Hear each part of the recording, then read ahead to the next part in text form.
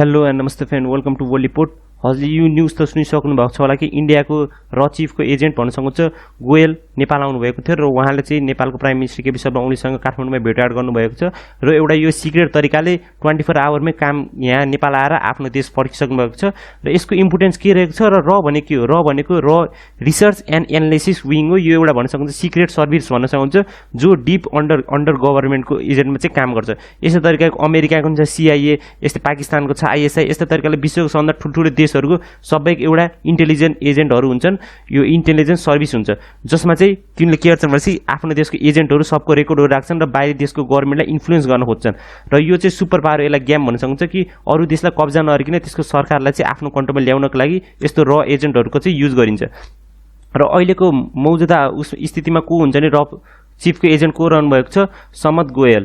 र उहाँ चाहिँ अहिले कोसँग भेट्नु भएको थियो प्राइम मिनिस्टर केपी शर्मा ओलीसँग र यो चाहिँ उहाँको foreign intelligence agency of India, इन्डियाको फरेन इन्टेलिजेन्स एजेन्सी हो र यो अहिले भन्न सक्नुहुन्छ नेपालको सबभन्दा इम्पोर्टेन्ट भन्न या सबभन्दा ठुलो चाहिँ भेटघाट भन्न सक्नुहुन्छ जबदेखि इन्डिया र नेपाल बीच बोर्डर डिस्प्युट सुरु भएको थियो, जसमा चाहिँ इन्डियाले नेपालको लिपुले कालापानी र लिम्बुधुरा ठाउँलाई चाहिँ आफ्नो बोर्डर म्यापमा इन्क्लुड गरेको थियो, जसको विरुद्धमा नेपालले नै त्यो एरियालाई फेरि नेपालकै भागमा चाहिँ इन्क्लुड गर्यो र यदि बोर्डर डिस्प्युट सुरु भयो र यहाँदेखि कुनै पनि हाई लेभलको मिटिङ अत्यन्त भएको थिएन र यो चाहिँ एउटा हाई लेभलको मिटिङ हो र नोभेम्बरमा पनि इन्डियाको आर्मी चिफ नेपाल आउँदै हुन्छ, त्यो पनि एउटा हाई लेभल मिटिङ हो र त्योभन्दा पहिलाको यो अहिले भन्न सक्छ एउटा हाई लेभल मिटिङ भइरहेको छ जसले फेरि एउटा डिप्लोमेटिक इम्प्रुभमेन्ट भइरहेको छ अहिले एउटा साइन मान्न सक्नुहुन्छ।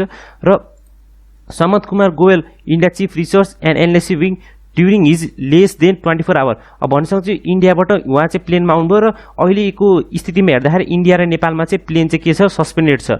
हाम्रो टुरिस्ट मिनिस्टरले भनिसक्नु इन्डिया र प्लेनको छिट्टै सुचारू गर्ने भनेर, तर अहिले तपाईँलाई यो सस्पेन्ड छ। तर इन्डियाको चाहिँ जुन एयर अहिले भन्न सक्नुहुन्छ विङको एनालिसिस विङको चाहिँ जो चिफ आउनुभएको थियो तिनलाई चाहिँ हाम्रो नेपालको एयर स्पेस चाहिँ ओपन गरिएको थियो र उहाँ चाहिँ नेपाल काठमाडौँमा ल्यान्ड गर्नुभयो र उहाँ चाहिँ 24 घन्टाभित्र काठमाडौँमा चाहिँ प्राइम मिनिस्टरको अफिसमा आएर केपी शर्मा ओलीसँग भेटघाट गरेर उहाँ आफ्नो देश पनि रिटर्न भइसक्नु भएको छ। अहिले मैले भिडियो बनाउनु दिएर त उहाँ रिटर्न भइसक्नु भएको छ र अहिले चाहिँ हाम्रो नेपालको प्राइम मिनिस्टरको एडभाइजरले के भन्नु आउनुभएको छ? नेपालको प्राइम मिनिस्टर केपी शर्मा ओलीको एडभाइजरको हुन्छ प्रेस एडभाइजर सूर्य थापा।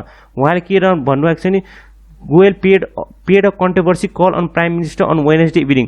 अब यो चाहिँ किन भइरहेको छ, यो भिजिटहरू किन भइरहेको छ, यो चाहिँ किन कलहरू धेरै कन्ट्रोभर्सी भइरहेको छ भनेपछि यसमा चाहिँ हामीले भन्छ बोर्डर डिस्प्युट भइरहेको बेलामा चाहिँ किन चाहिँ भारतको एउटा भन्न सक्ने सिक्रेट सर्भिसको चाहिँ एजेन्ट चाहिँ किन नेपाल आएको त? यसको रिजन के रहेको छ त? अब यसले गर्दा विश्वको थुप्रै हेडलाइनमा नि हाम्रो विश्वको थुप्रै न्युज हेडलाइनमा नि यो न्युज आइसकेको छ र यसले गर्दा एउटा सस्पिसन क्रिएट हुन्छ कि अझै कि रले के हाम्रो गभर्नमेन्टलाई कन्ट्रोल गर्न त खोजिरहेको छैन कि के हाम्रो एसेट त रसँग छैन भनेर थुप्रै तरिकाको स्पेकुलेसन भइरहेको छ। र यसमा पनि यो भिजिटबाट चाहिँ पार्टीभित्र नै थुप्रै मानिसहरूले विरोध गरिरहेका छन्। जुन अहिले रुलिङ पार्टी छ त्यो रुलिङ पार्टीको थुप्रै मेम्बरहरूले यो भिजिटलाई एक तरिकाले विरोधमा उत्रिएका छन् र थापाले के रिफ्युज गर्नुभएको छैन, डिटेल प्रोभाइड गर्न रिफ्युज गर्नुभएको छ। अब यो भिजिट त भयो, तर यो भिजिटको बेसिस के थियो, के कारणले भिजिट भएको थियो, के इम्पोर्टेन्स थियो, यसको चाहिँ अहिले तक हामीलाई डिटेल केही थाहा छैन। त्यो त्यही हल्का चाहिँ सोर्सेसहरूको आधारमा के थाहा छ भनेपछि त्यो डिप्लोमेटिक रिलेसन इम्प्रुभ गर्ने त्यो कुरा मात्रै थाहा छ। तर यसको मेन रिजन चाहिँ के हो त? त्यति कुरालाई मात्रै त कोही इन्डियाको सिक्रेट सर्भिसको चिफ चाहिँ नेपालमा त आउँदैनन्। केसको इम्पोर्टेन्ट कुरा के थियो, के इम्प्लिकेसनको लागि नेपाल आएको, यो अझै के भन्छ यो प्रोभाइड गरिएको छैन। त्यसले गर्दा नि सस्पिसनहरू धेरै पोलिटिकल पार्टी बीच आफैमा उत्पत्ति भइरहेको छ र but there has no official representation from the ministry of foreign affairs. Foreign affair मिनिस्ट्रीले नि केही भनेको छैनन् during the meeting between Oli and Goyal. यो मिटिङ केही नभन्दाखेरि अझै यसको सस्पिसन बढ्दै गइरहेको छ र there has been no official word. यो चाहिँ नेपाल मात्रै होइन इन्डियाले नै के गरेको छ भनेपछि यो चाहिँ अफिसियल्ली तरिकाले आफ्नो गभर्नमेन्ट पेजमा चाहिँ यसलाई भनेको छैन, त्यहाँको पब्लिकलाई भनेको छैन।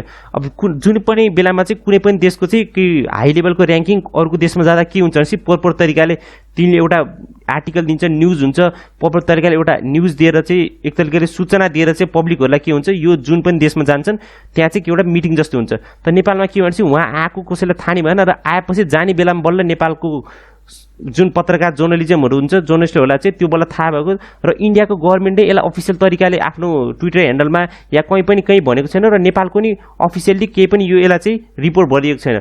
Neither from new Delhi NOR from Kathmandu the motive behind the sudden visit of chief of Indian intelligence agency remain a mystery. अब यो किन कारणले भिजिट भएको, के कारणले भिजिट हो, यसको बारेमा चाहिँ केही पनि डिस्क्लोजर भएको छैन र यो हाम्रो एउटा नेसनल इन्ट्रेस्टको लागि एउटा यो सवालको कुरा हुन्छ कि बाहिरी देशको एउटा एजेन्ट चाहिँ नेपालमा आएर यस्तो भिजिट गर्दाखेरि नै हामीले चाहिँ अझै पब्लिकलाई चाहिँ किन थाहा छैन, यो गभर्मेन्टले के लुकाउनु खोजेको त? यो चाहिँ सबै पब्लिकहरूलाई थाहा पाउनु पर्ने कुरा, किनकि यत्तिकै चाहिँ कुनै पनि देशको इन्टेलिजेन्स सर्भिसले चाहिँ कुनै पनि देशलाई बिना केही नेसेसरी मिन्सको चाहिँ कहिले पनि भिजिट गर्दैन। एन्डली से apart from the closely observing the ruling party internal issues. अहिले थाहा छ हाम्रो पार्टीभित्र के भइरहेको छ भनेपछि एकातिर केपी शर्मा ओलीजी हुन्छ र एकातिरको हुन्छ प्रचण्ड। अब प्रचण्ड दुइटै बीच के भइरहेको छ भने पोलिटिकल पार्टीको पावर स्ट्रगल भइरहेको छ कि कसले धेरै पावर लिन्छ र को चाहिँ अर्कोभन्दा चाहिँ ठुलो हुन्छ नि पावर स्ट्रगल भइरहेको छ। र कुनै पनि एउटा घरमा चाहिँ दुईटा व्यक्ति लडिरहेको छ, यसको फाइदा कसले उठाउँछ? छिमेकीले उठाउँछ। त्यस्तै तरिकाले यो दुईटाको पोलिटिकल जुन अहिले वार भइरहेको छ, स्ट्रगल चलिरहेको छ, त्यसमा चाइनाले नि फाइदा उठाउँछ। मैले यो भन्दैन कि चाइनाले केही गरेको छैन, किनकि चाइनाकोले नि फाइदा उठाउन खोजिरहेको छ र इन्डियाले नि फाइदा उठाउन खोजिरहेको छ। त्यो किनकि त्यो तिनीहरूको देशको लागि त्यो एउटा नेसनल सिक्युरिटी तिनीहरूको इन्ट्रेस्ट छ। तर यो हाम्रो लागि त हाम्रो इन्ट्रेस्ट त छैन, किनकि हाम्रो देशको भित्रकै दुईटा पोलिटिकल पार्टीमा चाहिँ एउटा दरार आउने र बाहिर देशले इन्फ्लुएन्स गरेर हाम्रो कन्ट्रीलाई कन्ट्रोल गर्यो भने त यसको बेफाइदा कसलाई हुन्छ? लास्टमा हामी आम जनतालाई इन्डिभिजुअललाई नै हुन्छ। त्यही भएर यो एउटा पावर स्ट्रगलले गर्दा नि Delhi has been keeping a close eye on Beijing growing influence in Nepal. अब हल्ला थाहा छ कति यो नयाँ 2020 या जबदेखि 2016 देखि के भएको छ नि नेपालमा चाहिँ के भएको छ, चाइनाको प्रेजेन्स चाहिँ बढ्दै गइरहेको छ। यो हामीसँग पनि छुपेको छैन, धेरै प्रोजेक्टहरुमा अहिले चाइनाले धेरै इन्भेस्टमेन्ट गरिरहेको छ। चाइनाको थुप्रै प्रोजेक्टहरु नेपालमा छ, चाइना थुप्रै प्रोजेक्टहरुलाई फन्ड पनि गरिरहेको छ, लोन दिइरहेको छ र यो कुरा चाहिँ इन्डियाले पनि देखिरहेको छ। यो कुरा त हामीलाई फाइदा हो नि त, किनकि हामीले देशमा इन्भेस्टमेन्ट भइरहेको हाम्रो देशमा डेभलपमेन्ट छ। तर यो चाहिँ इन्डियाको नजरमा हामीले हेर्छौँ भने यो के हो भनेपछि इन्डियाको नेसनल सिक्युरिटीलाई चाहिँ एक तरिकाको यो खतरा हुन्छ। त्यही भएर इन्डियाले के गर्न खोजेको छ नि नेपाललाई फेरि तरिका पहिला जस्तै इन्फ्लुएन्स गर्न खोजिरहेको छ र चाइनाले पनि त्यही गर्छ। इन्डियाको कन्ट्रोल चाहिँ जब पहिला चाहिँ के थियो, नेपाल इन्डियासँग साथी थियो, तर चाइनाले के गर्न खोजेको थियो, इन्डियाबाट नेपाललाई आफ्नो साथी हटाएर चाइनातिर साथी गराउन खोजिरहेको छ। यो कुराको बिचमा चाहिँ के भइरहेको छ, नेपाल अड्केको छ। दुईटै बिचको टग अफ वारमा हुँदै नेपाल चाहिँ बिचमा भयो जस्तो अहिले मान्न सक्नुहुन्छ। र without making any attempt to keep them candidates have become a cause of concern for Delhi. दिल्लीलाई नि एउटा कन्सर्न भइसकेको छ र चाइनिज एम्बेसडर होङ क्यु earlier this year conducted a विल्ड्रेन भनेपछि 2019 मा चाहिँ के भएको थियो नि, चाइनाको एम्बेसडरले नि के गर्नुभएको थियो, फरेन मिनिस्टरले नेपाल भिजिट गर्नुभएको थियो र उहाँले पनि प्राइम मिनिस्टर केपी शर्मा ओली र प्रचण्ड ज्यू दुईटैसँग चाहिँ के गर्नुभएको थियो, भेटघाट गर्नुभएको थियो। र यसले गर्दा इन्डियामा नि के भएको थियो नि, यो किन भेटघाट भइरहेको थियो, धेरै त्यहाँको नि एनालिस्टहरू, धेरै त्यहाँको चाहिँ नेसनल एडभाइजरहरूले के गरिरहेको थियो नि, यसलाई चाहिँ क्लोजली लुकअप गरिरहेको थियो। तर यो कुरा चाहिँ अहिले इम्प्रुभ भइरहेको छ कि इन्डियाले नि नेपालमा केही इन्ट्रेस्ट देखाइरहेको छ कि चाइनाको इन्भल्भमेन्ट धेरै बढ्नेवाला छ। अब यसको फाइदा हामीले नेपालले उठाउन सक्छ, किनकि दुईटै देशको इन्भल्भमेन्ट, दुईटै देशले नेपालमा प्रति एउटा पोजिटिभ भ्यूले हेरेछ भने दुईटैले इन्भेस्टमेन्ट गर्न सक्छ र नेपालले यसको फाइदा उठाउन सक्छ। तर दुईटैले एउटा डिफेन्स प्याक तरिकाले हेरेछ भने यसको चाहिँ घाटा हुन्छ, किनकि जब दुईटै देशको आर्मीहरू सो डिफेन्सको भ्यूले हेर्छन् भनेपछि नेपालमा एउटा सिभिल वारको सिचुएसन क्रिएट हुनसक्छ। त्यही भएर जब तक यो डिफेन्सको के अरे इकोनोमिक रूपमा हेरिएछ तब तक यो चाहिँ गुड हो। तर जब यो एउटा डिफेन्स या आर्मी मिलिट्रीको पोइन्ट अफ भ्यूले हेर्न चालु हुन्छ, तब चाहिँ के हुन्छ, नेपालमा चाहिँ एउटा डर चाहिँ क्रिएट हुनसक्छ। र Oli took the defence protocol with himself. अब हल्ला थाहा छ प्राइम मिनिस्टर केपी शर्मा ओलीले अहिले के गर्नुभएको थियो, उहाँ चाहिँ अहिले डिफेन्स मिनिस्टर नि हो। उहाँ प्राइम मिनिस्टर मात्रै होइन, उहाँले डिफेन्स मिनिस्टर नि हो र थुप्रै मिनिस्ट्रीहरू अहिले के गर्नुभएको छ, आफ्नो अन्डरमा लिनुभएको छ। र उहाँले लिनुभन्दा पहिला को हुनुहुन्थ्यो, ईश्वर पोखरेल हुनुहुन्थ्यो, नेपालको चाहिँ डेपुटी प्राइम मिनिस्टर के अरे भन्नु सक्छ डिफेन्स मिनिस्टर। तर अहिले चाहिँ उहाँहरूलाई नयाँ पोस्ट दिएको छ डेप्युटी प्राइम मिनिस्टर भनेपछि एक्टिङ प्राइम मिनिस्टर। जब प्राइम मिनिस्टर अफिसमा नहुने र बाहिर केही मिटिङहरूमा जाँदाखेरि त्यहाँकै अफिसको काम चाहिँ कसले हेर्छ, ईश्वर पोखरेलज्यूले प्राइम मिनिस्टर अफिसमा चाहिँ। र पोखरेलले चाहिँ यो चाहिँ किन गरेको भनेपछि धेरै एनालिस्टहरूले के भन्छ भने Pokharel was vocal critical of Indian army chief. उहाँ चाहिँ इन्डियन आर्मी चिफको धेरै भोकल हुन्थ्यो र यसको चाहिँ एउटा मेन रिजन के थियो भने इन्डियन आर्मी चिफले के भन्नुभएको थियो नि, नेपालमा चाहिँ चाइनाको इसारामा काम गरिरहेछ र चाइनाले गर्दाखेरि नेपालले चाहिँ नयाँ पोलिटिकल म्याप छापेको लिपु लेक र लिम्पू दिएर उस गरेको भनेर इन्डियाको चिफले नर्वलेले भन्नुभएको थियो। र उहाँ चाहिँ उहाँको विरुद्धमा को आउनु थियो, ईश्वर पोखरेलले भन्नुभएको थियो कि हजुरले यस्तो भाषाको प्रयोग गर्नु चाहिँ हजुरको जुन आर्मीमा चाहिँ नेपाली गोर्खाहरूले काम गरिरहेको छन्, जुन नेपाली गोर्खाले चाहिँ हजुरको देश इन्डियालाई चाहिँ पाकिस्तान, इन्डिया या चाइना, पाकिस्तान र चाइनाबाट बचाइरहेको छ, उहाँको सेन्टिमेन्टलाई हट हुन्छ र उहाँले चाहिँ नेपाली गोर्खाहरूले हजुरको आर्मीमा काम गर्न नसक्छन् भन्ने एउटा तरिकाले वार्निङ दिनुभएको थियो। यो वार्निङ चाहिँ इन्डियालाई हले भन्न सक्नुहुन्छ धेरै जोडले लाग्यो, किनकि इन्डियामा सबभन्दा धेरै इन्फ्लुएन्स गर्ने र सबभन्दा धेरै हले भन्न सक्छ सबभन्दा डेन्जरस आर्मी भनेको के हो, गोर्खा रेजिमेन्ट। र त्यो गोर्खा रेजिमेन्ट धेरैको मेनली को हुन्छ त्यहाँ नेपाली, जो नेपाली नेसनलहरू छन्। त्यही भएर चाहिँ ईश्वर पोखरेलको यो कुराले गर्दा इन्डियाको नि धेरै आर्मी चिफहरू धेरै त्यहाँको डिफेन्स एक्सपर्टहरू के भएको थियो नर्भस भएको थियो र त्यही कारणले चाहिँ जब नर्वेको भिजिट नोभेम्बरमा हुन लागिरहेको छ त्यतिखेर नर्वेले र डिफेन्स मिनिस्टरको केही उस हुनसक्छ के क्वारल हुनसक्छ भनेर चाहिँ अहिले के गरेको छ भने प्राइम मिनिस्टर केपी शर्मा ओलीले चाहिँ डिफेन्स पोस्ट चाहिँ आफ्नो अन्डरमा लिनुभएको छ। यो थुप्रै एनालिस्टले भनेको यसमा स्योर छैन, यसमा भित्र इन्टरनल स्ट्रगलहरू हुनसक्छ र थुप्रै जब उहाँ चाहिँ डिफेन्स मिनिस्टर हुन्थ्यो त्यतिखेर आर्मीमा धेरै पैसाको घोटाला हुने र धेरै जुन चाइनाबाट सामने आएको थियो धेरै चाहिँ युजफुल नहुने धेरै केसेस हुने आएको थियो, त्यो कारणले पनि हुनसक्छ।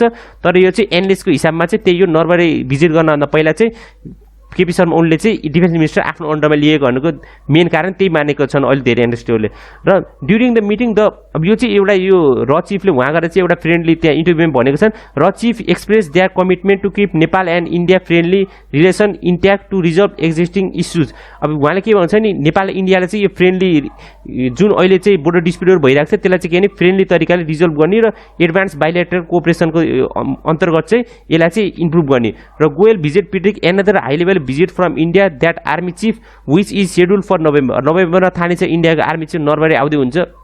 त्यसको कारणले नि यो भिजिटहरूले सिग्निफाई गर्न खोजिरहेको छ नेपाल र इन्डियाको रिलेसन इम्प्रुभ भइरहेको छ। तर यसमा चाहिँ हामीले एउटा कुरा बिर्सिनु हुन्न कि नेपालको हामीले चाहिँ गभर्मेन्टहरूले जे पनि गर्न सक्दैन, किनकि सरकार आउँछ जान्छ सरकार बदलिन्छ तर देश चाहिँ रहन्छ। त्यही भएर हामीले देशको बासी हुनको नाताले हामीले के गर्नुपर्छ नि सरकारले आफ्नो देशलाई चाहिँ केही गर्न त खोजेको होइन, देशको सेक्युरिटी या देशको नेसनल इन्ट्रेस्टलाई त तिनीहरूले दाउमा राखेका छन् आफ्नो पोलिटिकल पार्टीको भविष्यको लागि।